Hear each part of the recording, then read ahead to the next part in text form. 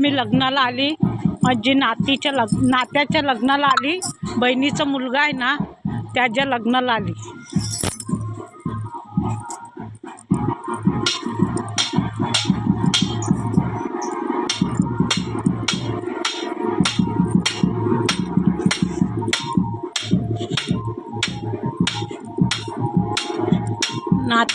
नातीच्या म्हणजे बहिणीची मोठी मुलगी आहे ना, तिच्या मुलाचं लग्न आहे.